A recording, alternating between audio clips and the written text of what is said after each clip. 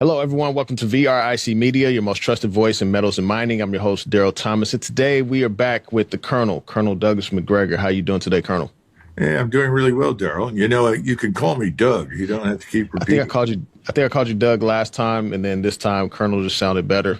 So I just I wanted to sound a little more official. Well, there are worse things that I can think of. So. Yes. So I'm confused, Doug. So I remember hearing President Trump say that when the ceasefire and the agreement was signed, that he wanted to avoid economic disaster.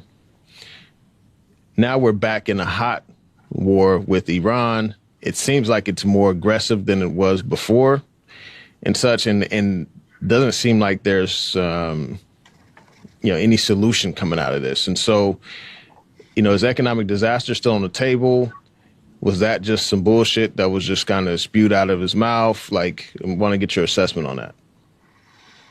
Well, a friend of mine said it was kind of a moment of sobriety from an alcoholic that had decided to and I think that's what it turns out to be.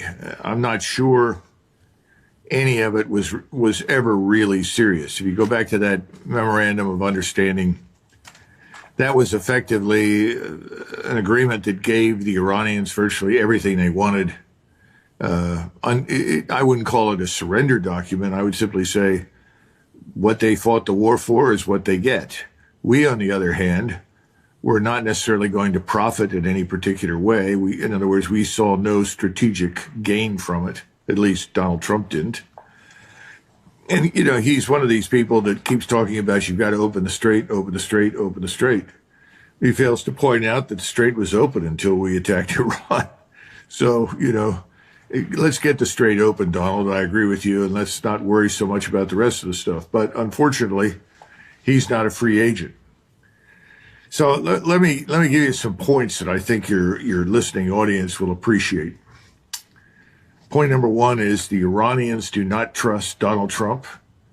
They have no confidence in anything he says, no confidence in the stability of his decisions. That's very important. Secondly, international investors. We're talking about people that are in the business of financing things like refineries, oil infrastructure, mining, and so forth. They have no confidence in Trump's ability to reestablish stability in the region. They see the Middle East as a place where they will not invest or, lend money until they're absolutely certain that there will be no more war.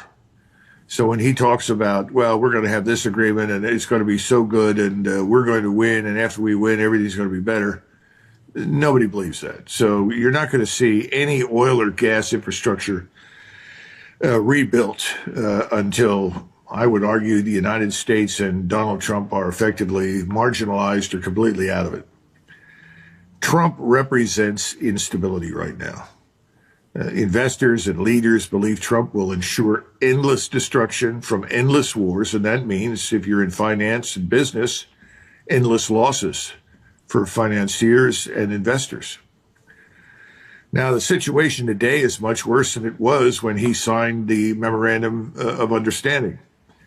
The continuation of the war as he's waging it right now, which is escalating, Daryl, is going to lead to oil price increases, something which he's been able to suppress by manipulating the markets and Wall Street.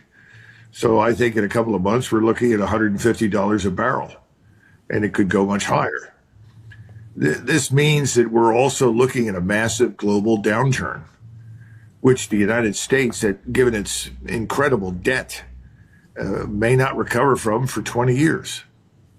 So I think those, from your standpoint, from people in Vancouver, from people in Canada who invest and want to know where is the market going to go and what's going to happen, what will or won't work, I think those are pretty grim points, but I think they're the truth. Yeah. So another point of confusion, like, I mean, we just got to work through this confusion that that I got, Doug. There was multiple times it was stated that we won the war, we won,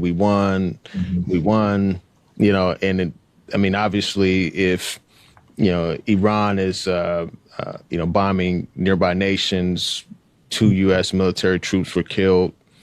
And then I just read a headline earlier that the Pentagon knew that over 100 U.S. soldiers were injured in these attacks by Iran. And so, it doesn't seem like we won anything if we're still actively, bombing, we're still actively putting in the blockade and such. And so, I mean, it's some people may be more delusional if they're believing that, and not to insult anybody, but it's just like if we won, then we shouldn't still be in this position, right? Oh, no, you're 100% correct. This is not the first time in American history we've been through this.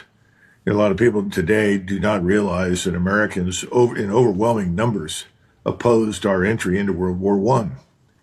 That was a very difficult problem for Woodrow Wilson and his friends in the banking system to drag us into that war.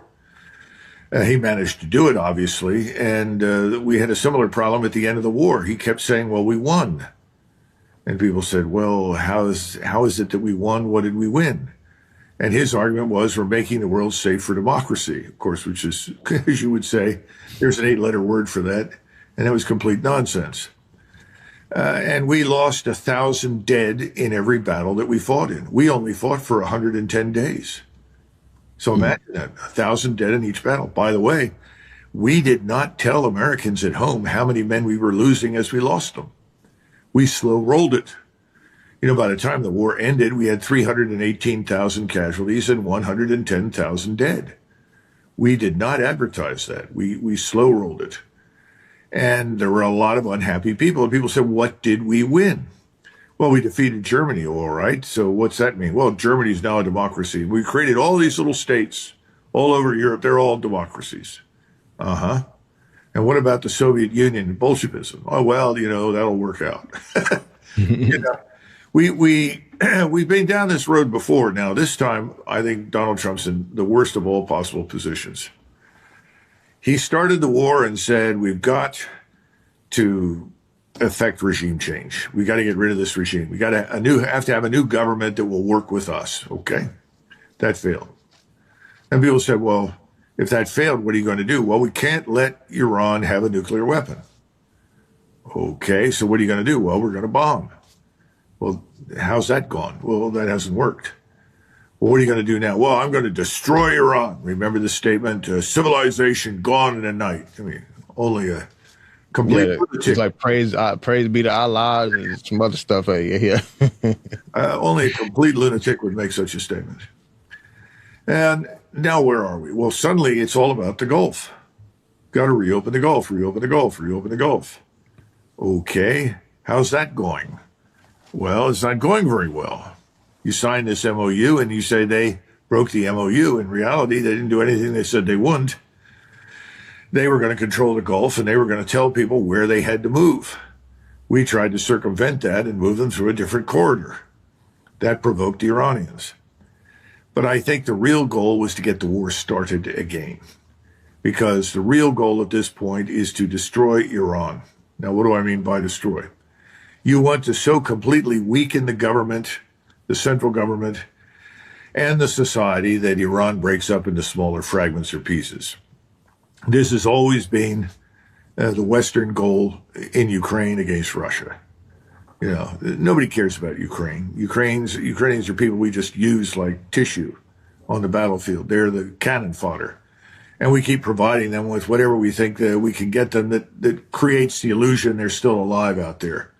And they managed to do some serious damage. They reduced the refining capacity, at least temporarily, by about 38% through some of their unmanned strikes.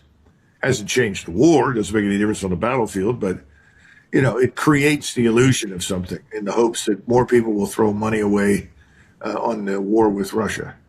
So that war has failed. Well, the same goals are now in effect with Iran. So you had to get the war started. We found a way to do it. We blame them for breaking the MOU.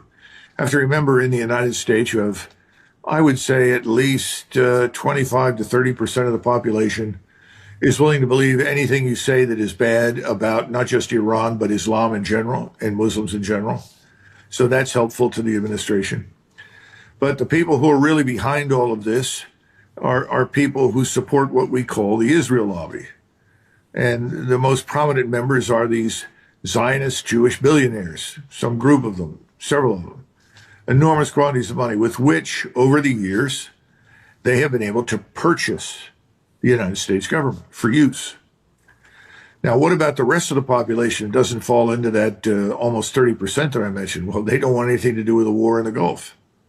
They're opposed to it. And I think if you look at the polling data, that comes through. The last time I looked, it was something like 73% of Americans questioned said we should be out of the Gulf. Well, more than that opposed World War I. Didn't make any difference. We were still dragged into the war. Right now, simply because most Americans don't think we should be involved in the Gulf, doesn't make any difference. Why not? Because the people paying for everything are the billionaires that support the Israel lobby. And the Israel lobby wants one thing: the destruction, dismemberment of Iran, because they're in the business of establishing the supremacy and hegemony of the Jewish state over everyone and everything in the region. They are linked to enormously powerful financial interests that want to take over the resources, just as they wanted to take over the resources that are now sitting under Russian control in eastern Ukraine. They want to take over the resources, the oil fields and so forth, that Iran possesses. They've effectively humbled the Arabs and beaten them down to the point where the Arabs will do almost anything they tell them to do. So the last man standing in the region at the moment is Iran, and Iran will not submit to Israeli demands. Now, there's another major player that could be just as challenging, if not even more so, than Iran, and that's the Turks, or Turkey. The Turks are an immensely powerful state, but their leader has chosen to straddle the fence in an effort to benefit in terms of territorial expansion and financial strength from all sides. How long will that go on is anybody's guess. I suspect at some point that will end, and they will turn on the Israelis. But right now, Iran is staying the course. It's maintaining its sovereignty, its independence against us and Israel. And we are really muscle for the Israeli program. You remember all these mafia movies? They'd say, well, come on, Tony, we know you're not really muscle. You're not one of the muscle guys, so talk to us, okay? We're the muscle. The question is, how long can we do this? Well, we've got two big problems. I talked about one of them at the beginning here, the financial issue. We've printed about all the money we can. If you look at our bond market, our 10-year, which is usually seen as the bellwether of serious crises, is at about 4.5, 4.6%. Most experts in the bond markets say that if we hit 5% in the 10-year bond, our entire financial structure will collapse. So that's one constraint. Second constraint, we only have so many missiles, and we're running out. And we can't manufacture them fast enough to keep up with the demand for the war. The Iranians, on the other hand, they've put everything into manufacturing, they've put it underground, and they can turn out missiles and unmanned systems at a much higher rate, much greater speed than we can. And behind them stand preeminently China and Russia. China is heavily invested in Iran. It buys most of Iran's oil. In addition to that, though, Iran is a key player in the Chinese Belt and Road. This is the structure of transportation and commerce the Chinese and the Russians have collaborated on across Central Asia, so that you would be able to effectively move goods from Shanghai overland all the way to Rochefort on the west coast of France, and then from there to the United States or anywhere else in the Western Hemisphere, and do it very quickly and less expensively. So they're invested there, but they also see something else. Remember, we have imprudently threatened the Chinese on numerous occasions, especially about Taiwan. And the Chinese are not interested in that. We have the Shanghai Communique, which we signed in 1973, that said Taiwan is part of China. End of story. And everybody's accepted that until we got to Joe Biden and now Donald Trump. So the Chinese are saying, well, there's no interest on our part or incentive on our part to try and broker a quote unquote deal with the United States if that means the United States turns around and tries to attack us. And the good news to the Chinese that all of the technology that they would rely on in a war against us is performing brilliantly against us in Iran. Mm. So you put all of this together, it's a pretty grim picture right now. We're not going to win anything. And I think asking that question right up front is key. Well, what the hell are we winning? And nobody can really tell you that. Well, we're making Israel great again. I mean, that's some people will laugh and say that, you know. Yeah. Very, very interesting points there. And I mean, appreciate you laying it out in that way. So I'm kind of curious about the issue of nuclear weapons come up. I think when Trump had told Congress, like, Iran cannot have a nuclear weapon, and meaning a Congress stood up in support and such. And so I began looking at the Joint Comprehensive Plan of Action because I'm